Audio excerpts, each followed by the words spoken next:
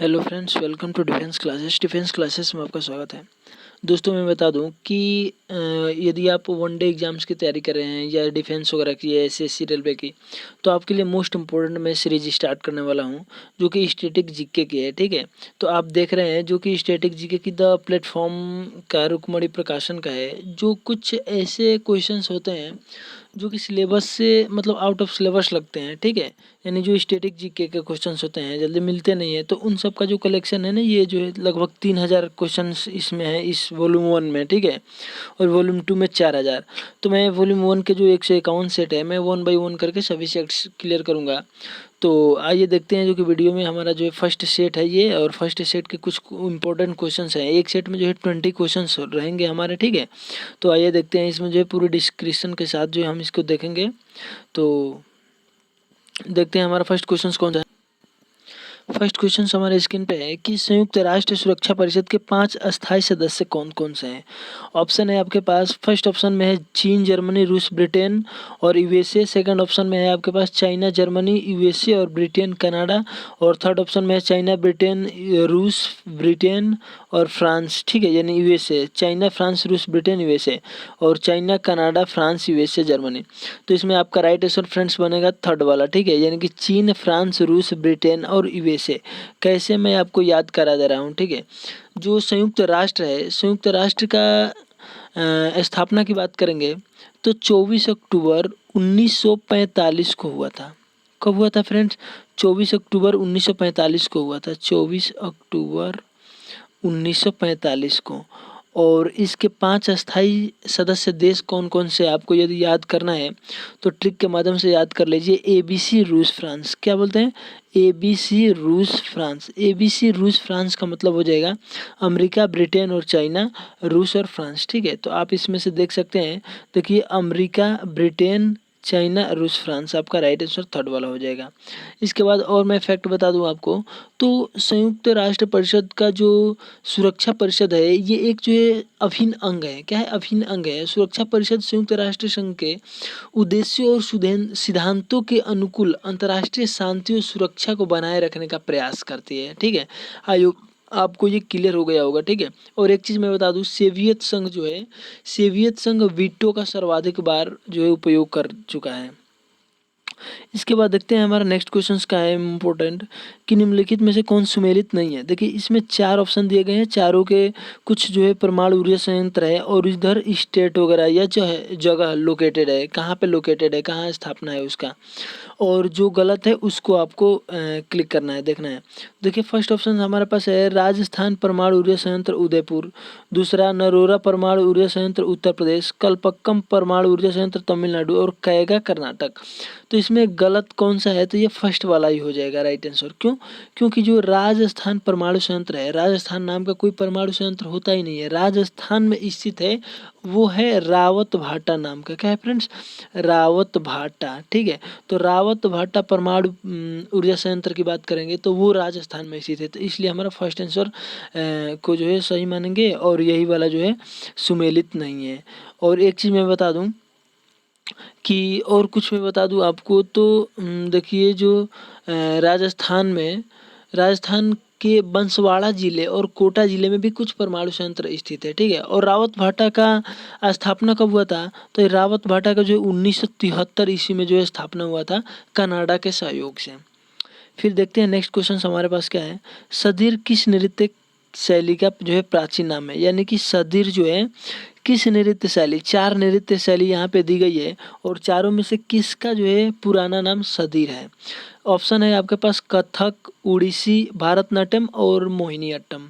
तो इसमें आपका राइट आंसर फ्रेंड्स बन जाएगा भारतनाट्यम, जो कि थर्ड वाला ऑप्शन करेक्ट है। ठीक है, भारतनाट्यम का पुराना नाम जो है सदीर है।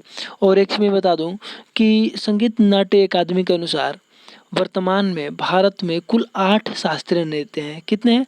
8 शास्त्रीय नृत्य हैं। मैं आठों का नाम बता दे रहा हूँ, हॉरिजॉन्टल आपको लर्न कर लेना है, याद कर लेना है बिल्कुल। भारतनाट्यम, कुचिपुड़ी, कथकली, मोहिनीअट्टम, ओडिसी, मणिपुरी, कथक और सत्रिया। फिर से एक बार बोल रहा हूँ, भारतनाट्यम, कुचिपुड़ी, कथकली, मोहिनीअट्टम, ओडिसी, मणिपुरी, कथक और सत्रिया। ठीक है, तो जो भारतनाट्यम है इसी का पुराना नाम हमारा जो है सदीर है। और भारतनाट्यम किस स्टेट का है? तो भारतनाट्यम जो है तमिलनाडु का शास्त्रीय नृत्य है, ठीक है। और आई होप ये सब जो है आपको लर्न हो गया होगा। और एक चीज़ मैं बता दूं, और इम्पोर्टेंट चीज़ आपको याद रखना है कि जो भारतनाट्यम की नृत्यांगना है, एकदम फेमस नृत्यांगना, जिनका नाम है रुक्मणी देवी अरुंडेल। क्या है फ्रेंड्स? रुक्मणी देवी अरुंडेल। तो आपसे क्वेश्चन यदि पूछा जाए कि रुक्मणी देवी अरुंडेल किस नृत्य से मतलब रिलेटेड है, तो वो जो है भारतनाट्यम से रिलेटेड है, ठीक है। फिर देखते हैं नेक्स्ट क्वेश्चन हमारे पास क्या है इम्पोर्टेंट, कि माउंट एवरेस्ट पर 2 बार फतह करने वाली पहली महिला कौन सी है? ऑप्शन आपके पास है संतोष यादव, सीमा थरूर और सूरज लता देवी, ज्योति रंधावा। तो ये बिल्कुल इजी क्वेश्चन है, फेमस क्वेश्चन है, संतोष यादव हो जाएंगे, ठीक है। संतोष यादव हो जाएगी, जो कि 2 बार माउंट एवरेस्ट पर फतह करने वाली महिला है, पहली महिला है। और माउंट एवरेस्ट की ऊंचाई की बात करेंगे तो माउंट एवरेस्ट की ऊंचाई 8848.86 यानी 86 मीटर ऊंची है। कहीं कहीं आपको 88 से 50 मीटर भी मिल सकता है। और एक चीज़ मैं बता दूं कि माउंट एवरेस्ट पर फतह करने वाले जो प्रथम पर्वतारोही की बात करें, प्रथम कौन से थे? तो प्रथम जो है नेपाल के एक थे, जो कि तेंजिंग नॉर्वे, और न्यूजीलैंड के थे एडमंड हिलरी। कौन थे? Edmund Hillary. तो दोनों का नाम याद रखना है। प्रथम बार कौन चढ़े थे तो माउंट एवरेस्ट पर? तो जो है पर्वतारोही थे तेंजिंग नॉर्वे और एडमंड हिलरी, ठीक है। इसके बाद एवरेस्ट पर चढ़ने वाली प्रथम महिला की बात करें तो जापान की थी जुंको तेवई। कौन थी? जुंको तेवई जापान की। और भारत की प्रथम महिला, भारत की बात करें प्रथम महिला, तो वह छेंद्री पाल थी। आई होप आपको सब क्लियर हो गया होगा। इसके बाद नेक्स्ट क्वेश्चन की तरफ चलते हैं, जो कि मोस्ट इंपॉर्टेंट है। क्वांटो मैदान किस देश में है? 4 ऑप्शन है आपके पास, चाइना, कंबोडिया, न्यूजीलैंड और जापान। कितने हैं इसमें? 4 option, China, Cambodia, New Zealand, Japan. तो इसमें हम बता दें तो जापान में जो है ये क्वांटो मैदान जो है स्थित है। किस देश में है? तो जापान में स्थित है। और मोस्ट इम्पोर्टेंट क्वेश्चन है ये, देखो क्यों? क्योंकि जापान के होन्शु द्वीप है एक, जो जापान का सबसे बड़ा द्वीप। सबसे पहले क्वेश्चन बनेगा कि जापान का सबसे बड़ा द्वीप कौन सा है? तो होन्शु द्वीप है, जो विश्व का 7वां सबसे बड़ा द्वीप है, ठीक है।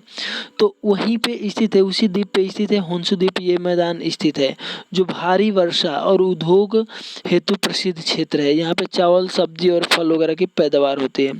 और होन्शु द्वीप पर ही जापान के प्रसिद्ध शहर कुछ स्थित हैं, टोक्यो, नगोया और ओसाका, कोबे, हिरोशिमा आदि स्थित है। कहाँ पे? होन्शु द्वीप पे ही स्थित है। और होन्शु द्वीप जापान में स्थित है, और होन्शु द्वीप पे ही ये क्वांटो मैदान स्थित है। तो आई होप आपको ये सब जो क्वेश्चंस क्लियर हो चुका होगा। और एक चीज़ मैं बता दूं, देखिए कुछ इंपॉर्टेंट फैक्ट, चाइना, देखिए चाइना जो काउंट्री दिख रहा है, देखिए और एक चीज़ मैं बता दूं, जो भी आपके पास जो काउंट्री दिखे तो काउंट्री की कैपिटल और करेंसी उसी टाइम जो है आप सर्च करके और लर्न कर लेंगे ना, तो ज़्यादा बेटर रहेगा। आपको कभी दोबारा लर्न करने की ज़रूरत नहीं पड़ेगी। तो देखेंगे चाइना का हो जाएगा हमारे पास, जो कैपिटल होता है बेइजिंग, और वहाँ पे करेंसी चलता है युआन या रेनमिनबी। फिर कंबोडिया का फेनम पेन है कैपिटल, और रियाल जो है चलता है वहाँ पे, ठीक है। इसके बाद देखो जापान का टोक्यो है कैपिटल, और करेंसी क्या होता है? येन होता है। और न्यूजीलैंड का आपको कमेंट बॉक्स में टाइप करना है। इसके बाद देखते हैं नेक्स्ट वाला क्वेश्चन हमारे पास है कि, तो देखते हैं नेक्स्ट एंड मोस्ट इम्पोर्टेंट हमारे पास जो 6 नंबर क्वेश्चन दिया गया है कि देखिए कोई मिसाइल के बारे में दिया गया है और बहुत सारे कथन हैं, इनमें कौन सा असत्य है, ठीक है। असत्य को जो फाइंड आउट करना है। तो दिया गया है जो आकाश मिसाइल के बारे में, सतह से हवा में मार करने वाली मिसाइल एयरफोर्स स्टेशन संस्करण जो है चांदीपुर के निकट एकीकृत परीक्षण रेंज से ये जो है सफल किया गया था। यानी आकाश मिसाइल का परीक्षण चांदीपुर से किया गया था, उड़ीसा के चांदीपुर से, ये कह रहा है। और ये जो है सतह से हवा में मार करने वाली मिसाइल है, बिल्कुल करेक्ट है। फिर आकाश मिसाइल 25 किलोमीटर तक मार कर सकती है, और यह जो है 60 किलोग्राम तक की युद्धक सामग्री ले जाने में सक्षम है, ये भी बिल्कुल करेक्ट है। और आकाश का सैन्य संस्करण जो है 2008 से ही सेना में शामिल है, ये भी बिल्कुल करेक्ट है। यानी तीनों ऑप्शन करेक्ट है। तो हमारा राइट आंसर इसमें बन जाएगा डी वाला, यानी कि ये उपयुक्त में से कोई कथन असत्य नहीं, यानी कि सभी के सभी क्या है? सत्य हैं। इसके बाद बता दूं कि ये जो मिसाइल है ना, ये जो है इस मिसाइल का प्रक्षेपण जो है 2003 में ही कर लिया गया था। कब किया गया था? 2003 में किया गया था और 2008 से सेना में शामिल किया गया है। और इसकी स्पीड की बात करें तो इसकी स्पीड है 2.5 मैक। कितना? 2.5 मैक गति इसका स्पीड है। किसका? तो आकाश मिसाइल का। और ये सतह से हवा में मार करने वाली मिसाइल है। ठीक है, आपको बिल्कुल करेक्ट याद रखना है ऐसे ही कि 25 किलोमीटर तक मार कर सकती है। 60 किलोग्राम का जो है युद्धक सामग्री ले जाएगी। और 2008 में संस्करण इसको जो है सेना में शामिल किया गया। और 2003 में इसका प्रक्षेपण हुआ था। कहाँ से हुआ था? तो उड़ीसा के चांदीपुर के निकट से हुआ था। और इसकी स्पीड है 2.5 मैक गति। और ये सतह से हवा में मार करेगी। आकाश से भाई, सतह से हवा। इसके बाद देखिए नेक्स्ट क्वेश्चन हमारे पास है 7 नंबर, कौन सा सुमेलित नहीं है? देखिए सुमेलित नहीं वाला क्वेश्चन में क्या होना चाहिए कि चारों ऑप्शन के बारे में पता होना चाहिए। इसके बाद भी आप बता सकते हैं कौन सा नहीं है। 29 दिसंबर अंतर्राष्ट्रीय शिक्षक दिवस, 24 दिसंबर राष्ट्रीय उपभोक्ता दिवस और 23 दिसंबर किसान दिवस, 18 दिसंबर अंतर्राष्ट्रीय प्रवासी दिवस। देखिए इसमें जो गलत है हमारे पास फर्स्ट वाला, यानी कि 29 दिसंबर को अंतर्राष्ट्रीय शिक्षा दिवस नहीं मनाया जाता है, जो कि अंतर्राष्ट्रीय शिक्षा दिवस फ्रेंड्स मनाया जाता है 24 जनवरी को। तो इसलिए हमारा जो है ये वाला ऑप्शन गलत हो जाएगा और बाकी ऑप्शन सही है। 24 दिसंबर को राष्ट्रीय उपभोक्ता दिवस बिल्कुल करेक्ट, और 23 दिसंबर को किसान दिवस और 18 दिसंबर को अंतर्राष्ट्रीय प्रवास दिवस बिल्कुल करेक्ट। और 24 जनवरी को, कब? 24 जनवरी को जो है ये अंतर्राष्ट्रीय शिक्षा दिवस माना जाता है। और राष्ट्रीय शिक्षा दिवस की बात करेंगे तो राष्ट्रीय शिक्षा दिवस फ्रेंड्स 11 नवंबर को मनाया जाता है। कब मनाया जाता है? 11 नवंबर को मनाया जाता है, जो कि प्रतिवर्ष मनाया जाता है। देश के पहले जो शिक्षा मंत्री थे मौलाना अबुल कलाम आज़ाद, उन्हीं की जयंती पर यह मनाया जाता है। फिर देखते हैं नेक्स्ट क्वेश्चन हमारे पास है, रेणुका झील कहाँ स्थित है? देखिए इम्पोर्टेंट है, रेणुका झील कहाँ स्थित है? 4 जो है राज्य हैं, इसमें कहीं ना कहीं लोकेटेड है। तो यानी हिमाचल प्रदेश, असम, राजस्थान और उत्तराखंड। तो आपका राइट आंसर इसमें बन जाएगा फ्रेंड्स ए वाला ऑप्शन। कौन सा? ए, हिमाचल प्रदेश। हिमाचल प्रदेश में रेणुका झील उपस्थित है। और रेणुका झील भारत की सबसे छोटी आर्द्रभूमि है।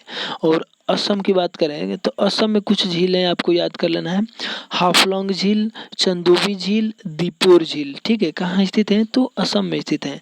और सूर्यधार झील का लोकार्पण उत्तराखंड में जो है सूर्यधार झील का लोकार्पण जो है 2020 में किया गया है अभी। तो इसको आपको याद रखना है। और उत्तराखंड में और कुछ झील है, देवताल झील, ताल करके जितना आएगा ना सभी जो उत्तराखंड के झील है, देवताल, खुरपा ताल, ठीक है, नैनीताल, तो ये सब झील, माला ताल, ये सब जो है उत्तराखंड के झील है।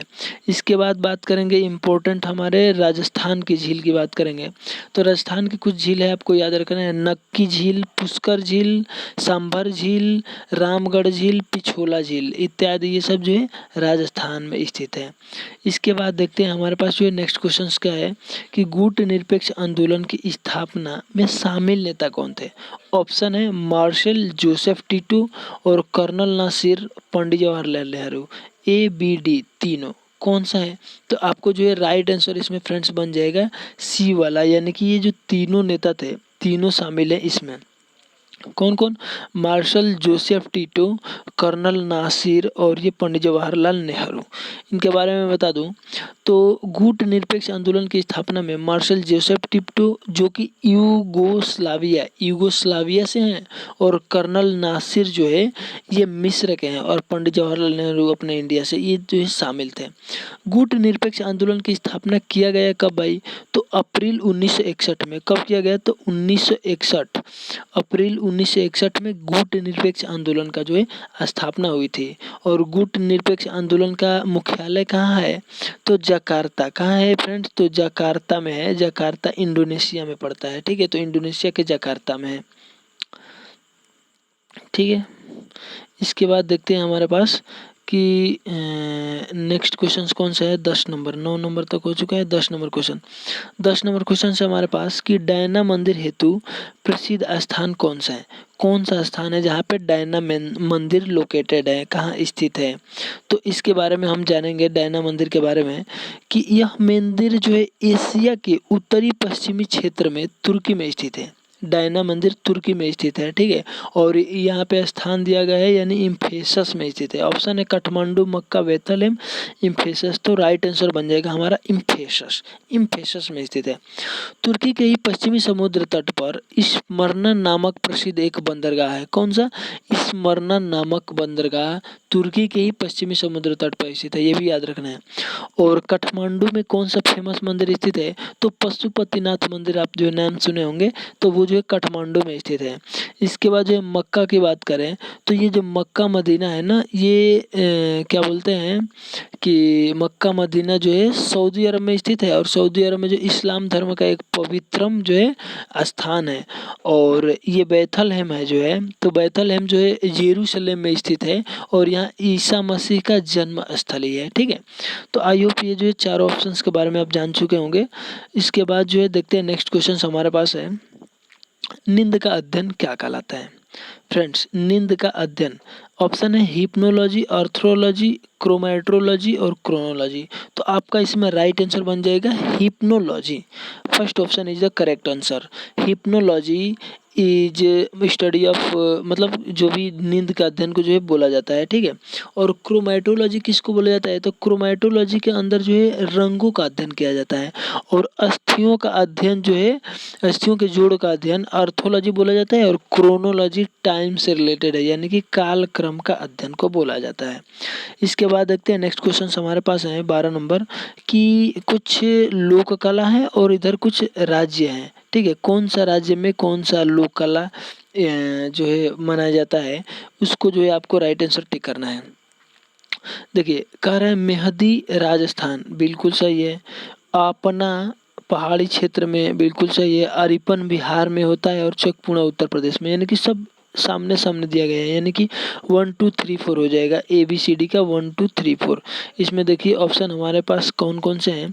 ए ऑप्शन में दिया गया 1 2 3 4 ABCD, तो यानी यही वाला राइट आंसर हो जाएगा, ठीक है। ज़्यादा इधर जाने की जरूरत नहीं है, ABCD का 1 2 3 4 हो जाएगा।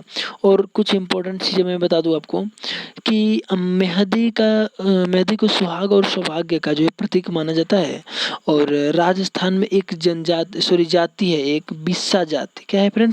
बिस्सा जाति। आपको याद रखना है, जो बिस्सा जाति है राजस्थान में, ये इस जाति की महिलाएं कभी मेहंदी नहीं लगाती, ठीक है, कभी भी नहीं मेहंदी लगाती है। और एक जो है चित्रकला है, आपको याद रखना है, बिहार की चित्रकला है मधुबनी, ठीक है। तो मधुबनी चित्रकला कहाँ रिलेटेड है? तो ये जो है बिहार से रिलेटेड है। और अरिपन भी बिहार में ही है। इसके बाद देख लीजिए चौपूर्णा, आपको बता ही दिए, उत्तर प्रदेश में। इसके बाद देखिए नेक्स्ट हमारे पास है कि 13 नंबर क्वेश्चन कि निम्न में से कौन सा युग्म सुमेलित है? लाल त्रिकोण परिवहन नियोजन से रिलेटेड, बिल्कुल करेक्ट। रेड क्रॉस डॉक्टरी सहायता से, अस्पताल खतरा या यातायात को रोकने का चिन्ह, ये जो रेड क्रॉस होता है। और हरा प्रकाश रास्ता, साफ सिग्नल, यानी कि सभी सुमेलित है। डी ऑप्शन राइट आंसर हो जाएगा, सभी सुमेलित हैं, ठीक है। और एक चीज़ मैं बता दूं कि लाल त्रिकोण आपको पता ही है परिवार नियोजन से रिलेटेड है। और कुछ चीज़ें हैं पीला, देखिए पीला प्रकाश की बात करेंगे, किस प्रकाश की? पीला प्रकाश की बात करें तो पीला प्रकाश जो है सावधानी से आगे बढ़ने की प्रक्रिया को दर्शाता है, प्रतीक को दर्शाता है। और लाल प्रकाश जो है खतरे का प्रतीक है, ठीक। इसके बाद देखते हैं नेक्स्ट क्वेश्चन हमारे पास मोस्ट इंपोर्टेंट कौन सा है। देखिए CTBT कई जगह तो फुल फॉर्म पूछ देता है। CTBT का फुल फॉर्म होता है comprehensive nuclear test ban treaty, comprehensive nuclear test ban treaty. ये जो अस्तित्व में कब आया, कब जो है अस्तित्व में आया? तो इसका जो है राइट आंसर हमारे पास जो है देखिए ऑप्शन है पहले 1994, 1996, 1998 और 2004। तो राइट आंसर हमारा बी वाला बन जाएगा, यानी 1996 में ये जो अस्तित्व में आया था। इस संधि में परमाणु परीक्षण को प्रतिबंधित करके परमाणु प्रसार को रोकने की व्यवस्था की गई थी, ठीक है, यानी किस में? तो ये CTBT में। और अभी तक जो है 183 देश, यानी कि 183 कंट्री, टोटल 183 देश जो है इस संधि पर हस्ताक्षर कर चुके हैं। इसके बाद देखते हैं नेक्स्ट क्वेश्चन हमारे पास है कि डाओचोंग येडिंग एयरपोर्ट कहाँ स्थित है? मोस्ट इंपोर्टेंट है ये भी क्वेश्चंस। ये क्यों इंपॉर्टेंट है इसके बारे में मैं अभी बता रहा हूँ। ये जो हवाई अड्डा है ना, ये हवाई अड्डा जो है दुनिया की सबसे अधिक ऊंचाई पर स्थित है? ये दुनिया की सबसे अधिक ऊंचाई पर स्थित कौन सा हवाई अड्डा है? तो डाओ चोंग येडिंग एयरपोर्ट। ये स्थित है तिब्बत में। कहाँ स्थित है? तिब्बत में स्थित है ये, ठीक है। और इसकी ऊंचाई की बात करें तो ये कितनी ऊंचाई पर है? तो 4411 मीटर ऊंचाई पर ये जो स्थित है डाओ चुंग येडिंग एयरपोर्ट, इसलिए मोस्ट इम्पोर्टेंट है। और यह हवाई अड्डा चीन के सिचुयान प्रांत में स्थित है, ठीक है। आई होप आपको जो है ये समझ में आ गया होगा अच्छे से। इसके बाद देखते हैं नेक्स्ट क्वेश्चन हमारे पास है, लास्ट सफर किसने चित्रित किया है? कौन चित्रकला, मतलब ये चित्रकला है लास्ट सफर, ये किसने चित्रित किया है? तो ये लियोनार्डो दा विंसी का चित्र है। लियोनार्डो दा विंसी ने चित्रित किया है लास्ट सफर। और एक इम्पोर्टेंट है इनका लियोनार्डो दा विंसी का एक और चित्र है, क्या बोलते हैं, सॉरी फ्रेंड्स, हाँ हाँ, क्या बोलते हैं, लास्ट सफर और लियोनार्डो दा विंसी चित्रकार, हाँ इनका जो ये बात करें मोनालिसा, मोस्ट इम्पोर्टेंट क्या है? मोनालिसा। मोनालिसा जो है, मोनालिसा मोस्ट इम्पोर्टेंट है, कई बार एग्जाम में पूछा गया है। तो मोनालिसा किसका है? तो ये भी लियोनार्डो दा विंसी का है। और ये जो इतालवी के चित्रकार थे और इनके प्रसिद्ध चित्रकार ये मोनालिसा थे, ठीक है। और माइकल एंजेलो की बात करें तो माइकल एंजेलो जो कि इतालवी मूर्तिकार एवं चित्रकार थे। इसके बाद पाब्लो पिकासो की बात करेंगे तो पाब्लो पिकासो स्पेन के प्रसिद्ध चित्रकार थे। और रेम्ब्रांट जो है ये नीदरलैंड के जो है चित्रकार थे।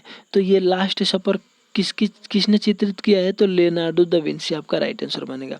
इसके बाद देखते हैं नेक्स्ट एंड मोस्ट इम्पोर्टेंट हमारे पास जो है ऊंटू से प्रसिद्ध व्यापार किस वार्षिक मेले का हिस्सा है? तो ऑप्शन है उदयपुर मेला, थार मेला, पुष्कर मेला, कुंभ मेला।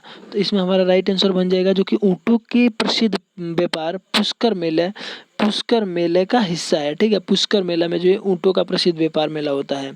और यह जो है कार्तिक पूर्णिमा के समय प्रारंभ होने वाला वार्षिक मेला है। और कुंभ मेला की बात करें तो कुंभ मेला जो है 12 वर्ष पे लगता है। सबसे बड़ा, विश्व का सबसे बड़ा धार्मिक सम्मेलन है ये जो है कुंभ मेला। और ये जो है 4 जगह, 4 पवित्र तीर्थ स्थलों पे जो है ये लगता है और 12 वर्ष के बाद लगता है, ठीक है। तो देखिए बता दे रहे हैं कहाँ कहाँ पे लगता है। प्रयागराज में लगता है, हरिद्वार में लगता है और नासिक में लगता है। इसके बाद जो है उज्जैन में लगता है। प्रयागराज में गंगा जमुना सरस्वती के संगम पे लगता है। सरस्वती इस टाइम विलुप्त हो गई है। और हरिद्वार में जो है गंगा नदी पे लगता है, नासिक में गोदावरी नदी पे लगता है और उज्जैन में जो है क्षिप्रा नदी के किनारे ये मेला लगता है, कुंभ मेला। इसके बाद देखते हैं नेक्स्ट क्वेश्चन हमारे पास है कि स्वतंत्रता की प्रतिमा जो स्टेचू ऑफ लिबर्टी है, इस टाइम तो स्टेचू ऑफ यूनिटी जो कि विश्व के सबसे ऊंचा, ये मतलब कि मूर्ति की बात करें तो यही है स्टेचू ऑफ यूनिटी जो सरदार वल्लभ भाई पटेल की मूर्ति है और अपने इंडिया में अहमदाबाद में स्थित है, ठीक है, गुजरात में। तो इसके बाद इसकी बात करें स्टेचू ऑफ लिबर्टी कहाँ स्थित है? तो ये जो ऑप्शन है आपके पास है पेरिस, वाशिंगटन, जिनेवा, न्यूयॉर्क। तो राइट आंसर फ्रेंड्स बन जाएगा न्यूयॉर्क में स्थित है। ये कहाँ स्थित है? न्यूयॉर्क में स्थित है ये जो है स्वतंत्रता की प्रतिमा स्टेचू ऑफ लिबर्टी। और फ्रांस ने अमेरिका को यह जो है प्रतिमा उपहार में दिया था। और यह मूर्ति जो है न्यूयॉर्क शहर के मैनहट्टन में लिबर्टी द्वीप पर स्थित है, इसलिए ये स्टेचू ऑफ लिबर्टी बोला जाता है। और इस प्रतिमा को जो है 1984 में, मोस्ट इम्पोर्टेंट क्वेश्चन आपको सन याद रखना है, 1984 में यूनेस्को ने विश्व विरासत स्थल घोषित किया था इस प्रतिमा को।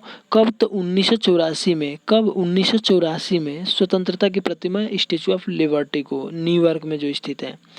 फिर देखिए जापान का राष्ट्रीय पोशाक कौन से है? चादर, लंगा, सरोंग, किमोनो। तो इसमें आपका राइट आंसर बन जाएगा किमोनो। क्या बनेगा? Kimono is the right answer. ये जापान की राष्ट्रीय पोशाक है, ठीक है। और चादर की बात करें तो ये जो चादर जो है भारत की प्रचलित पोशाकों में से एक है। और सरोंग की बात करेंगे तो सरोंग जो कि दक्षिण पूर्वी एशिया और दक्षिणतम एशिया की पहनी जाने वाली पोशाक है, ठीक है। और इसके बाद देखते हैं नेक्स्ट क्वेश्चन हमारे पास है, next and last question, most important question, कि विश्व में जीसस क्राइस्ट की सबसे बड़ी मूर्ति कहाँ स्थित है? ऑप्शन है ब्राज़ील, मैक्सिको, इटली और पेरू। यदि आप कमेंट बॉक्स में टाइप कर दे तो ज़्यादा बेटर रहेगा। ठीक है। देखते हैं ये जो है ऑप्शन नंबर ए जो है ब्राज़ील में स्थित है। जो विश्व में जीसस क्राइस्ट की सबसे बड़ी मूर्ति की बात करें तो वो जो है ब्राज़ील में स्थित है। आधार सहित इसकी ऊंचाई कितनी है तो 39.6 मीटर है। कितनी 39.6 मीटर यानी 40 मीटर के लगभग में। इसके बाद देखें यह प्रतिमा जो है ब्राज़ील के रियो डी जेनेरियो शहर में स्थित है और यह प्रतिमा दुनिया की सबसे बड़ी आर्ट डेको शैली की मूर्तिकला है। किसके जो आर्ट है दुनिया की सबसे बड़ी आर्ट डेको शैली की मूर्तिकला है, इसलिए ये फेमस है और सबसे बड़ी है ये इसलिए भी फेमस है। ठीक है, विश्व में सबसे बड़ी है जीसस क्राइस्ट की मूर्ति, तो यही रियो डी जेनेरियो शहर में है। और मैक्सिको के क्रिस्टो रे की प्रतिमा स्थित है मैक्सिको में। और मैक्सिको की बात करें तो इस मैक्सिको में जो है क्रिस्टो रे की प्रतिमा कहाँ स्थित है तो मैक्सिको में स्थित है। तो आई होप ये भी आपको समझ में आ गया होगा और लर्न हो गया होगा जितना जितना मैंने बताया लगभग लगभग।